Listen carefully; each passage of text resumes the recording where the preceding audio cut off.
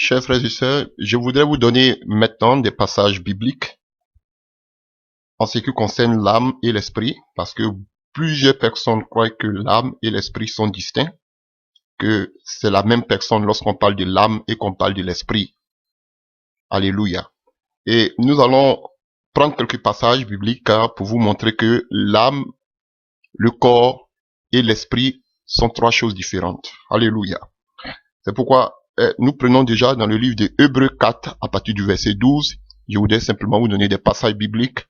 Hébreux 4 à partir du verset 12 qui dit: Car la parole de Dieu est vivante et efficace, plus tranchante qu'une épée à deux tranchants, pénétrant jusqu'à partager âme et esprit.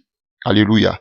Donc, on nous dit ici que la parole de Dieu peut même diviser l'âme et l'esprit. Donc, déjà, on nous montre ici qu'il y a l'âme d'une part et l'esprit d'autre part. Alléluia. Et nous avons un autre passage comme ça aussi. On peut prendre le livre de 1 Thessaloniciens 5 à partir du verset 23. 1 Thessaloniciens 5 à partir du verset 23.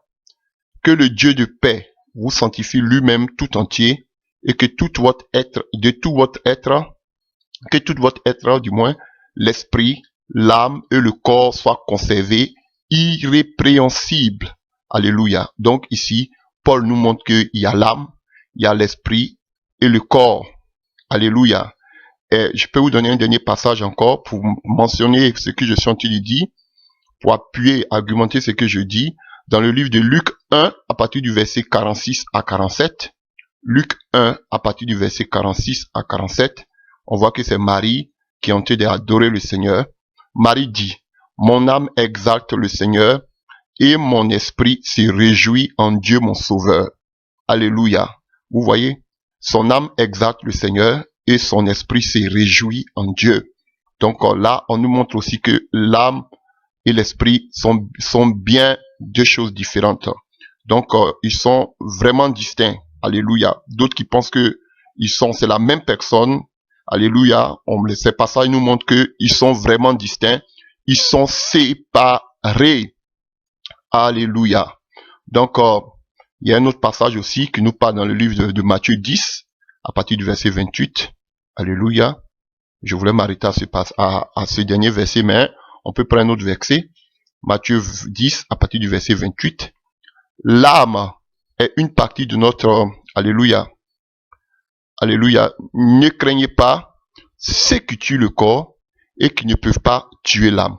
Craignez plutôt celui qui peut faire périr l'âme et le corps dans la géhenne. Donc ici, on nous fait la différence entre le corps et l'âme. Donc, nous voyons ici que le corps est différent, alléluia, de l'âme. Et on peut prendre aussi un passage, alléluia, Apocalypse 6, à partir du verset 9 à 11. Alléluia. Apocalypse 6, à partir du verset 9 à 11. Quand il ouvrit le cinquième sceau, j'ai vu sous l'autel les âmes de ceux qui avaient été immolés à cause de la parole de Dieu et à cause du témoignage qu'ils avaient rendu. Ils criaient d'une voix forte en disant: Jusqu'à quand, Maître saint et véritable, t'as-tu à juger et à tirer vengeance de notre sang sur les habitants de la terre? Une robe blanche fut donnée à chacun d'eux et il fut dit de se tenir en repos quelque temps encore jusqu'à ce que fût complet le nombre de leurs compagnons de service et de leurs frères qui devaient être mis à mort comme eux. Donc vous voyez, déjà on nous montre que c'est le repos. Pour tous ceux qui sont, on parle des âmes de tous ces frères qui sont morts dans la foi, alléluia, qui sont en train de crier vengeance, alléluia, qui avaient été immolés, qui avaient été torturés, tués, qui criaient vengeance vers le Seigneur. Vous voyez, donc, comme, alléluia, vous avez vu aussi dans le livre de Genèse que le sang d'Abel criait, alléluia. Donc, et comme voilà pourquoi les Israélites disent que le sang et la vie se trouvent aussi dans le sang. Voilà pourquoi les Israélites disent que quand on parle de l'âme, on parle aussi de la vie, alléluia. Donc, voilà, parce qu'il y avait la vie dans le sang d'Abel, voilà pourquoi cette vie-là criait. Donc, chers frères et sœurs, voici les passages que je voulais vous donner pour vous montrer que vraiment, il y a une différence entre l'âme et l'esprit. Alléluia, et le corps. Voilà. Donc, chers frères et sœurs, et vous devez savoir que tous ceux qui sont morts dans la foi, en Jésus-Christ de Nazareth, depuis la fin de Jésus-Christ de Nazareth jusqu'à aujourd'hui, sont au paradis. Mais la seule chose qui n'est pas encore ouverte, c'est la nouvelle Jérusalem céleste. Quand Jésus est venu, la Bible nous dit, il est monté, il est descendu dans les régions inférieures, il est monté avec les captifs. Donc, chers frères, au séjour des morts, il n'y a plus de saints au séjour des morts. Il n'y a pas de chrétiens au séjour des morts. Tous les chrétiens et tous les saints sont au paradis. Frères, personne, ceux qui sont au séjour des morts, ce ne sont pas des chrétiens. Frères, du temps de Jésus-Christ, avant Jésus, tous ceux qui ont marché comme la parole le veut, quand on parle des saints, on parle de tous ceux qui ont marché selon la parole, on ne parle pas seulement des prophètes, mais tous ceux qui ont marché selon la loi, comme le Seigneur voulait, dans le passé, ont tous été ressuscités. Alléluia. Tous ceux maintenant des Israélites qui n'ont pas cru au Seigneur Jésus-Christ, ils sont dans le séjour des morts. Frères, c'est ce qui est la vérité. En ce qui concerne maintenant plusieurs personnes que vous entendez, de savoir, mais j'ai été en enfer, j'ai vu l'enfer, j'ai vu l'enfer, j'ai vu ceci. Je vous dis que c'est archi faux. Parce que nous voyons que l'étang de feu, que les gens appellent la géhenne ou l'enfer, n'est pas encore ouvert. Alléluia. Et on a vu dans ce passage, alléluia, dans le livre de Matthieu 10, verset 28, le Seigneur même lui dit, ne craignez pas ceux qui tuent le corps et qui ne peuvent pas tuer l'âme. Craignez plutôt celui qui peut périr l'âme et le corps dans la géhenne. Donc c'est le mot géhenne que les gens ont fait allusion à qu'on appelle en l'enfer. Sinon c'est le mot géhenne. Alléluia. Géhenne qu'on appelle en grec. Chers frères et sœurs. Donc, c'est ce que je voulais vous dire. L'enfer n'est pas encore ouvert et l'enfer, la Bible appelle l'étang de feu.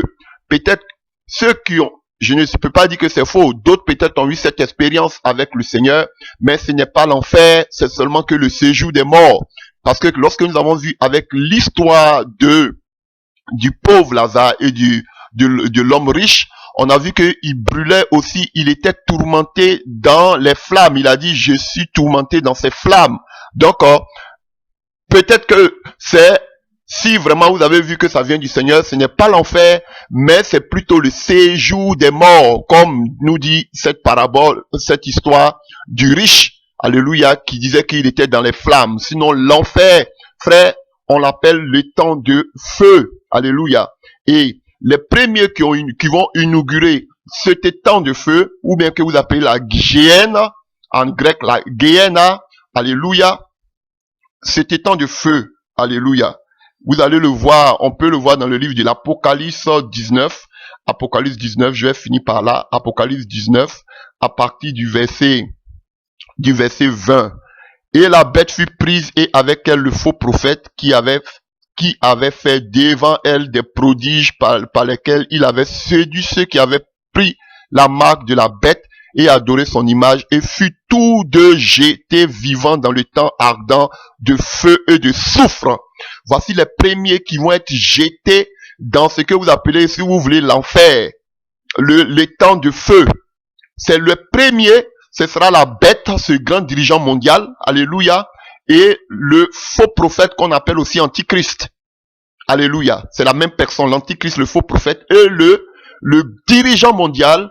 Alléluia. C'est deux-là qui vont s'élever pour aller faire la guerre contre le Seigneur en Israël.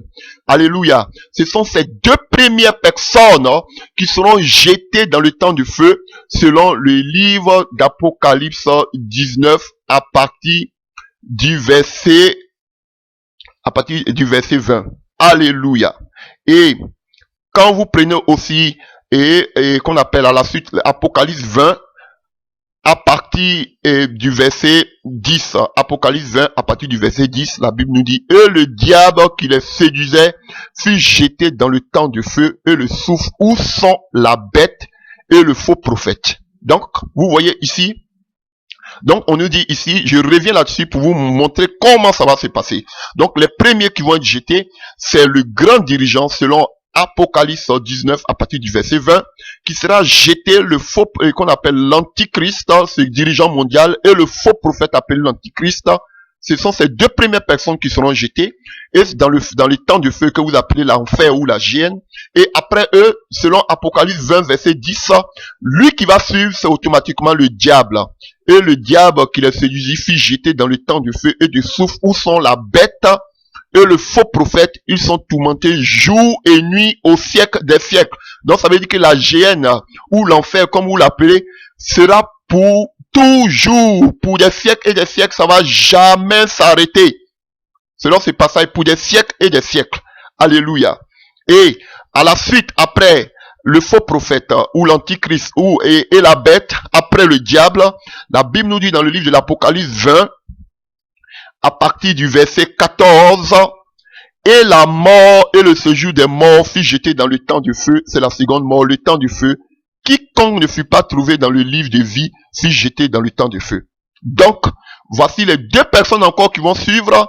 Les deux dernières personnes qui vont être jetées, ces démons, on parle de la mort et du séjour des morts. La mort qui a le pouvoir de pouvoir apprendre la vie des gens, et le séjour de mort qui regroupe toutes ces personnes-là qui sont mortes, qui sont mortes sans donner leur vie au Seigneur Jésus-Christ. Alléluia. Ou bien pour ceux qui n'ont jamais entendu parler de Jésus, qui n'ont pas marché comme la parole le voulait, ou bien la loi le voulait, parce que la loi qui sera dans leur conscience, selon Romains 2, que nous avons lu, alléluia, ils seront jugés par les œuvres. Tous ceux qui ne seront pas trouvés dans le livre de vie seront jetés aussi avec non seulement le faux prophète, l'antichrist, la bête, le grand dirigeant mondial, le diable, et la mort et le séjour des morts. Toutes ces personnes, alléluia, ni idolâtres, ni impudiques, tous ces gens-là n'hériteront pas du royaume des cieux, seront aussi jetés dans le temps de feu pour toujours.